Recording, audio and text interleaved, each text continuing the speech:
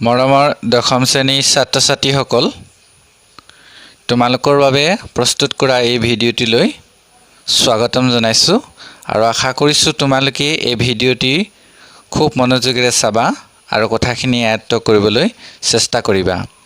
আজি মই তোমালোকৰ সৈতে তোমালোকৰ ইতিহাস খণ্ডৰ দ্বিতীয় অধ্যায়ৰ ভাৰতীয় আন্দোলনৰ বিষয়ে আলোচনা কৰিব বিচাৰিছোঁ।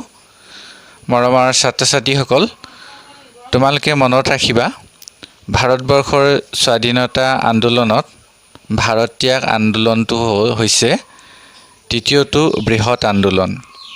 এই আন্দোলনটোৰ মূল কাৰণ আছিল ক্ৰিপছ মিছন, অৰ্থাৎ ক্ৰিপছ মিছনৰ ব্যৰ্থতা, আৰু অন্যান্য কাৰণৰ ভিতৰত আছিল জাপানৰ ভাৰত আক্ৰমণৰ ভাবুকি, পূৰ্ববংগত সন্ত্ৰাস আৰু ব্ৰিটিছে দেশখনক ৰক্ষা কৰিব নোৱাৰিব বুলি ভাৰতীয়সকলৰ মনত ঠাই লোৱা নিৰাপত্তাহীনতাৰ ভাৱ। অৱশ্যে ছাত্ৰ ছাত্ৰীসকল, তোমালোকে ক্ৰিপছ মিছননো কি এই সম্পৰ্কে ভালধৰণে তোমালোকে জানি থ'ব লাগিব। ছাত্ৰ ছাত্ৰীসকল, তোমালোকে জানা যে 1939 চনত দ্বিতীয় বিশ্বযুদ্ধ হৈছিল।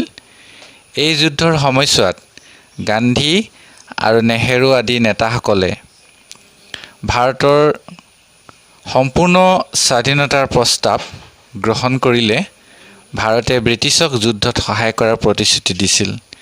কিন্তু ব্ৰিটিছে এই প্ৰস্তাৱ অগ্ৰাহ্য কৰিলে আৰু ইয়াৰ প্ৰতিবাদ স্বৰূপে 1939 চনত কংগ্ৰেছৰ মন্ত্ৰীসকলে মন্ত্ৰিত্বৰ পৰা পদত্যাগ কৰে।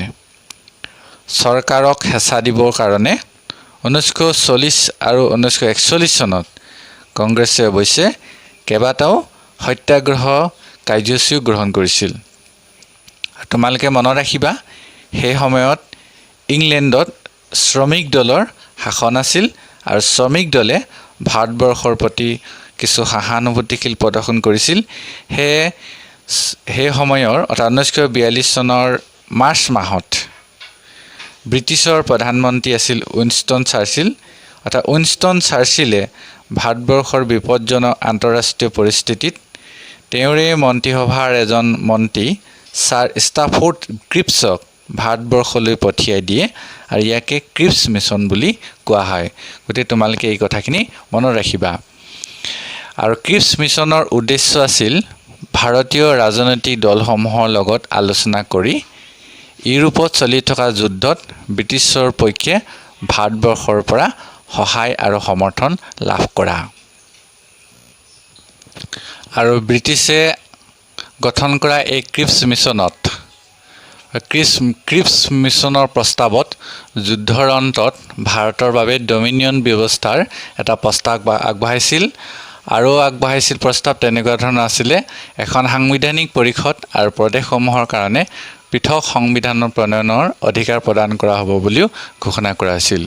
কিন্তু ক্ৰিপছ মিছন ব্যৰ্থ হৈছিল আৰু গান্ধীজীয়ে ইয়াৰ লগে লগে ব্ৰিটিছৰ বিৰুদ্ধে এটা বৃহৎ আন্দোলন আৰম্ভ কৰিছিল বা সিদ্ধান্ত লৈছিল। সেয়া হৈছে ভাৰত ত্যাগ আন্দোলন। 1942 চনত গান্ধীৰ নেতৃত্বতেই এই আন্দোলন আৰম্ভ হৈছিল। 1942 চনৰ আগষ্ট মাহত নিখিল ভাৰত কংগ্ৰেছ কমিটিয়ে ভাৰত ত্যাগ আন্দোলনৰ আৰম্ভণি কৰিছিল আৰু আগষ্ট মাহত এই প্ৰস্তাৱ গৃহীত হোৱাৰ বাবে এই আন্দোলনটোক আগষ্ট বিপ্লৱ নামেৰেও জনা যায়। গান্ধীজীয়ে এই আন্দোলনৰ সম্পূৰ্ণ নেতৃত্ব লৈছিলে। অৰ্থাৎ 1942 চনৰ 8 আগষ্ট তাৰিখে বোম্বাইত নিখিল ভাৰত কংগ্ৰেছ কমিটিয়ে তাৎক্ষণিকভাৱে ব্ৰিটিছ শাসনৰ পৰা অৱসান বিচাৰি এই ভাৰত ত্যাগ প্ৰস্তাৱটো গৃহীত কৰিছিলে। আৰু গান্ধীজীয়ে এই সম্পৰ্কত এটা উদাত্ত ভাষণো প্ৰদান কৰিছিল। আৰু যিখন ঠাইত বোম্বাই গোৱালিয়া টেং নামৰ যিখন ঠাইত উদাত্ত ভাষণ দিছিল আৰু সেইখন ঠাইক বৰ্তমান আগষ্ট ক্ৰান্তি ময়দান নামেৰে জনা যায়। গতিকে তোমালোকে এই কথাখিনি মনত ৰাখিবা। মহাত্মা গান্ধীয়ে এই আন্দোলনত ডু অৰ ডাই অৰ্থাৎ কৰিম কিম্বা মৰিম ধ্বনিৰ প্ৰেৰণাত উদ্বুদ্ধ হৈ দেশে এই আন্দোলনত জঁপিয়াই পৰিছিল। এই আন্দোলনত বিভিন্ন ধৰণৰ কাৰ্যসূচী লৈছিল, সেইখিনি মই তোমালোকক কৈ দিছোঁ, তোমালোকে মনত ৰাখিবা।